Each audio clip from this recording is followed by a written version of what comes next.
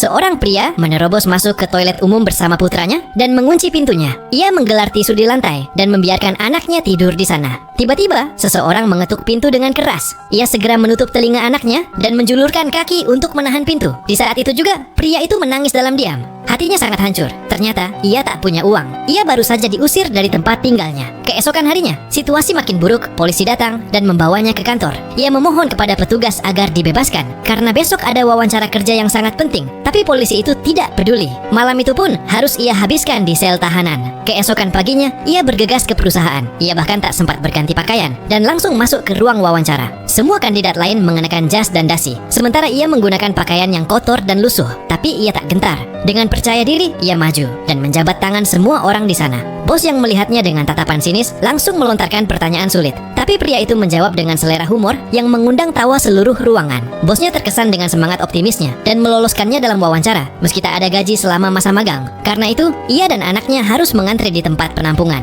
Namun terlalu banyak orang, dan yang lebih buruknya adalah seorang staf yang mengurus penampungan mengatakan bahwa hanya tersisa 4 tempat tidur. Demi anaknya bisa tidur nyenyak, ia memotong antrean, bahkan sampai merebut tempat dari tunawisma lain. Begitulah akhirnya mereka mendapat kamar. Setelah anaknya tertidur pulas, walau hanya ada cahaya yang redup, pria itu masih terus belajar. Hari-hari magang di perusahaan pun dimulai. Ia bekerja sangat keras dan terus menelepon klien tanpa henti. Akhirnya, ada satu klien yang bersedia bertemu. Ia hanya punya waktu 20 menit. Tapi saat hendak pergi, ia bertemu dengan bos perusahaan. Bosnya lupa membawa dompet dan meminta bantuan pinjaman uang. Ia memberikan $10 terakhir yang ia miliki. Akibatnya, ia harus berlari mengejar waktu. Tapi secepat apapun ia berlari, ia tetap terlambat. Kesempatan itu pun hilang. Setelah kejadian itu, ia bahkan bekerja lebih keras lagi. Siang hari, ia bawa semua barangnya ke kantor. Malamnya, ia jemput anaknya dan kembali antri tempat tidur di penampungan. Bahkan saat makan, ia tetap belajar karena ia tidak ingin menyia-nyiakan waktu sedetik pun. Akhirnya, hari terakhir magang tiba. Ia dipanggil ke ruang bos. Dengan cepat ia kenakan jas terbaiknya. Di luar dugaan, bos berdiri dan menjabat tangannya. Matanya mulai memerah.